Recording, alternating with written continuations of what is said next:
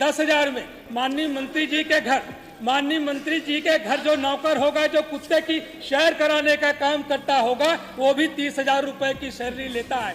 माननीय मंत्री जी के घर जो कील ठोकने के लिए जो मजदूर जाता है, वो भी दैनिक दिहाड़ी कम से कम 1,000 रुपए लेने का काम करता है। और वह व्यक्ति जो देश के बच्चों का भविष्य बनाने का काम करता है, जो देश के करधारों का निर्माण करने का काम करता है, सरकार उसको 10,000 रुपए में बदहाल जीवन जीने के लिए मजबूर करती है।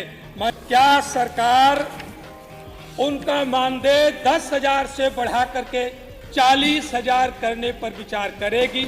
नियमित करने की बात भी कही गई थी, लेकिन अब तो ये स्थिति हो गई माननीय सभापति महोदय, नियमित तो दूर, नए नए नियम प्रक्रिया बना करके उनको दरकिनार करने की कोशिश की जा रही है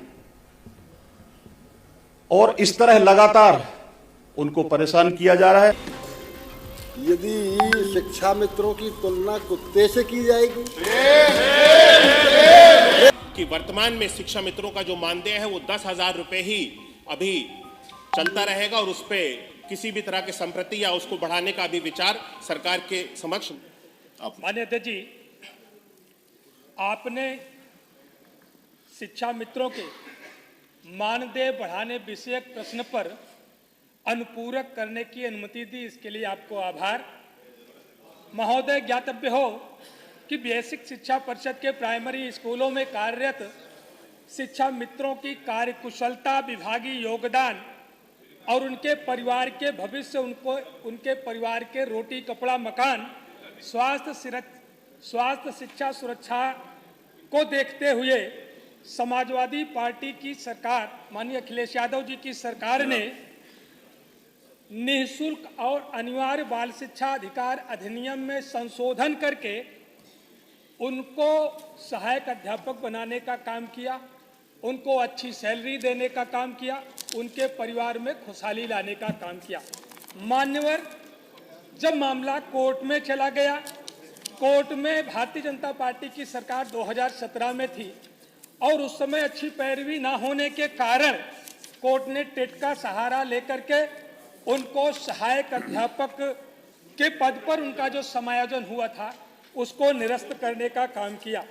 महोदय, तब से लगातार जो 10,000 के मानदेय पर शिक्षा मित्र अपना जीवन निर्वाह कर रहे हैं, परिवार की जीविका चला रहे हैं, किस हालात में होंगे, उनके बच्चों का क्या हो रहा होगा, उनके परिवार का क्या हो रहा होगा, सरकार ने किया।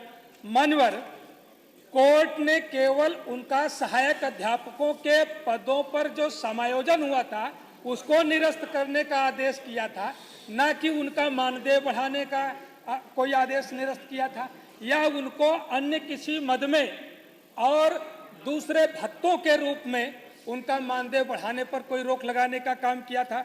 मानवर, ये नहीं कहा था कि उनको बंधुआ मजदूर बना करके उनको काम कराया जाए, 10,000 में उनको जीवन निर्वाह करने के लिए मजबूर किया जाए। मानवर, इसलिए ये प्रश्न बार बार विधानसभा में आया है।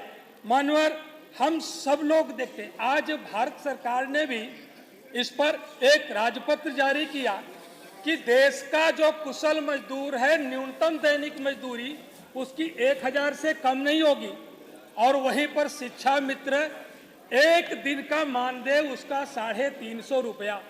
मानवर, कितनी दयनीय स्थिति में है। मेरा प्रश्न था कि क्या माननीय मंत्री जी बताएंगे कि शिक्षा मित्रों का मानदेय बढ़ाने पर विचार करेंगे? सरकार का सीधा सा जवाब आया है, संप्रति विचाराधीन नहीं है।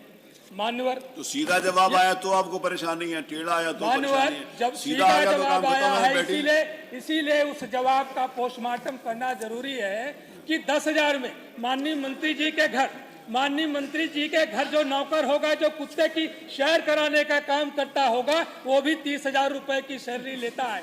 माननीय मंत्री जी के घर जो कील ठोकने के लिए जो मजदूर जाता है, वो भी दैनिक दिहाड़ी कम से कम है। और वह व्यक्ति जो देश के बच्चों का भविष्य बनाने का काम करता है, जो देश के करधारों का निर्माण करने का काम करता है, सरकार उसको 10,000 रुपए में बदहाल जीवन जीने के लिए मजबूर करती है। माननीय, इसलिए मेरा पहला सवाल सरकार से है मेरा पहला सरकार सवाल से है कि क्या सरकार जो शिक्षा मित्र हैं, आज बढ़ती हुई महंगाई के दृष्टिगत कोर्ट ने कहीं से भी उनका मानदेय बढ़ाने पर रोक नहीं लगाई है, उनको किसी तरह का और भत्ता देने पर रोक नहीं लगाई है। क्या सरकार उनका मानदेय 10,000 से बढ़ा करके 40,000 करने पर विचार करेगी? दूसरा, साथ ही साथ अनुदेशकों के भी वही हालात है। अनुदेशक को भी सेवा देते 13 वर्ष हो गया है, शिक्षा मित्रों को सेवा देते हुए 24 साल हो गया है। कितने शिक्षा मित्र रिटायर्ड हो चुके हैं, उनको 10,000 रुपए में जीवन यापन करना पड़ता था, बीमार हुए, न अपने परिवार के लोगों का जीवन बचा पाए, न स्वयं का जीवन बचा पाए हैं।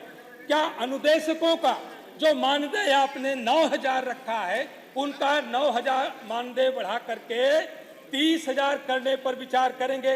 आपने अभी भारत सरकार का जो एक कुशल मजदूर के लिए न्यूनतम दैनिक मजदूरी 1,000 तय की है, वहीं पर प्राथमिक विद्यालयों में जो रसोइया का काम करती है वो किसी कुशल मजदूर से कम नहीं है।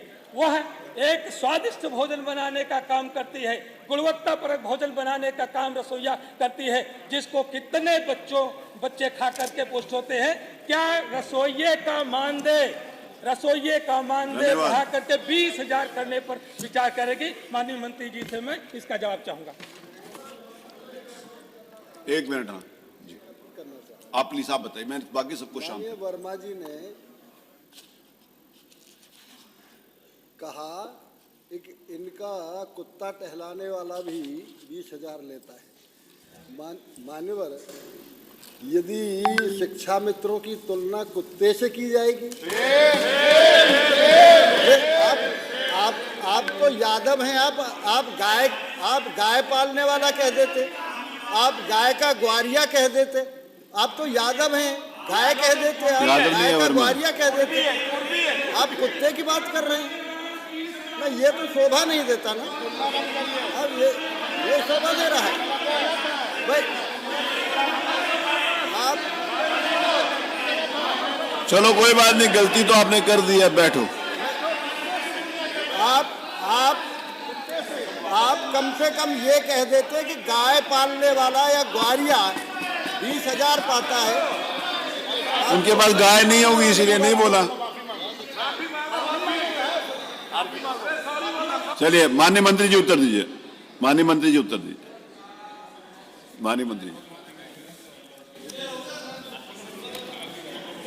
माननीय अध्यक्ष महोदय, माननीय सदस्य ने शिक्षा मित्रों के संबंध में प्रश्न किया और इस संबंध में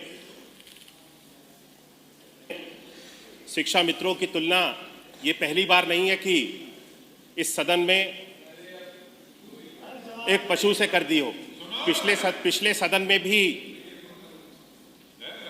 आप में से ही कोई विपक्ष के माननीय सदस्य थे, जब प्रश्न पूछ रहे थे तो उन्होंने शिक्षा मित्रों की तुलना पशु से ही पिछले सदन में भी की थी और आपके माध्यम से तब माननीय सदस्य को उस समय भी टोका गया था और आज भी आपके माध्यम से माननीय सदस्य को टोका गया है। मुझे लगता है कि माननीय सदस्य शिक्षा मित्रों के प्रति जो भाव हमारी सरकार का है, हम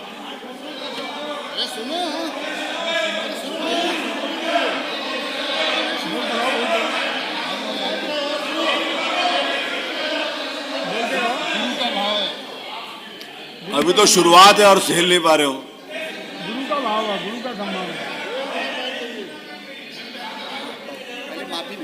तुम जबरदस्ती लोग यार कर लो। माननीय अध्यक्ष महोदय, मुझे लगता है कि माननीय सदस्य को जो अपमान एक शिक्षक का इस सदन के अंदर जिन शब्दों का प्रयोग करके किया गया है, उसके लिए माननीय सदस्य को शिक्षा मित्रों के प्रति माफी मांगनी चाहिए। हम सब लोग शिक्षा मित्रों के प्रति पूरी सजगता रखते हैं और उनके साथ उनके द्वारा किए गए जो कार्य हैं उससे भी सरकार उसकी सराहना करती है और उनके साथ उनके अच्छे में और बुरे में कंधे से कंधा मिलाकर के चलने का कार्य सरकार के द्वारा किया जा रहा है। और इसीलिए सरकार ने जितने भी हमारे शिक्षा मित्र थे, जो जब समायोजन की प्रक्रिया की गई, जब इनको सहायक अध्यापक से वापस शिक्षा मित्र बनाया गया था, उस समय कई सारे शिक्षा मित्र ऐसे थे जो अपने स्थानों से दूरस्थ स्थानों पर चले गए थे और उसके बाद में उन्हें अपनी